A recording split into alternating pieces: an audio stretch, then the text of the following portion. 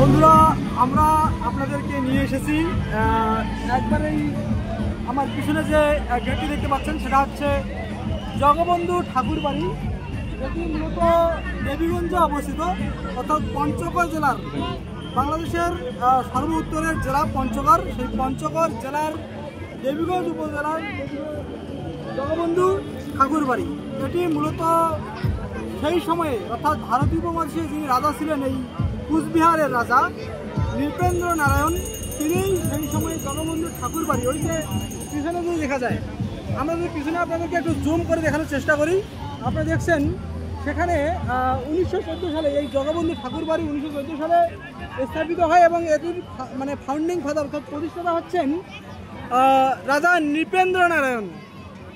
তিনি এই ঠাকুর বাড়িটি প্রতিষ্ঠা করেন এবং আমরা দেখতে পাচ্ছি একটি এই শারদীয় উৎসব অর্থাৎ দুর্গা উৎসব 2025কে কেন্দ্র করে যে একটি সুন্দর কারুকার্যমণ্ডিত আমরা একটি ফটক দেখতে পাচ্ছি, একটি গেট দেখতে পাচ্ছি এবং এখানে অগণিত ভক্ত দর্শনার্থী যারা বিভিন্ন জায়গা থেকে, বিভিন্ন জেলা উপজেলা থেকে এসেছেন এবং তারা এখানে উপভোগ করছেন। আমরা চেষ্টা করব ভিতরটা দেখার, ভিতরটা দেখা চেষ্টা। তারপরে এইদিকে একটু দেখুন, অসংখ্য ভক্ত দর্শনার্থী যারা এসেছেন প্রণাম করতে, মায়ের দর্শন করতে এসেছেন, তারা কিন্তু এখানে কিন্তু সুসজ্জিতভাবে আসতেছেন এবং দর্শন করছেন এবং প্রণাম করছেন। প্রণাম নিবেদন করে আবার তারা সারিবদ্ধভাবে বেরিয়ে আসতেছেন।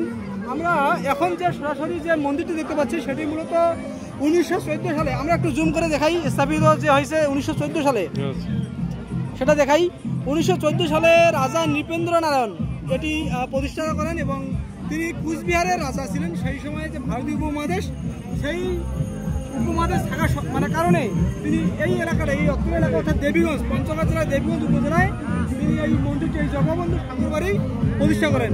আমরা দেখতে পাচ্ছি সেই জগবন্ধু ঠাকুর বাড়ির যে এবারে যে দুর্গা উৎসব, দুর্গা পূজা 2025, সেই দুর্গা পূজা 2025কে ঘিরে সুন্দর আলোকসজ্জা এবং একটি সুন্দর ডেকোরেটেড করা হয়েছে এবং নকশাখচিত একটি সুন্দর গেট এবং সামনের দিকে আমরা দেখলাম আপনাদেরকে, আমরা চেষ্টা করছি ঘুরে ঘুরে দেখার।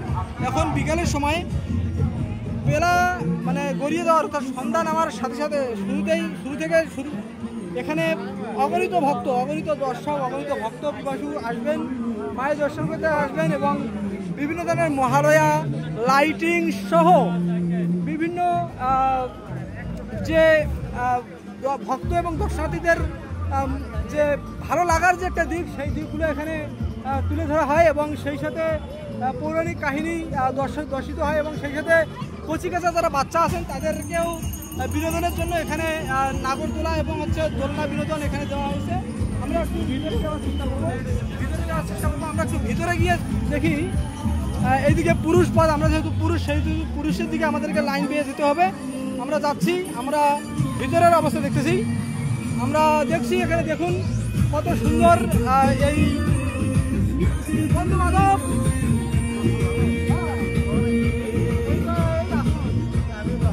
আমি দেখলাম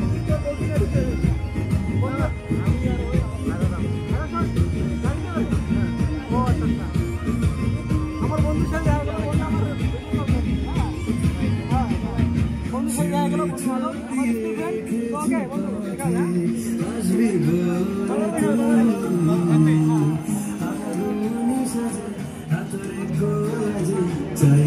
আমরা একটু কাছাকাছি যাওয়ার চেষ্টা করি।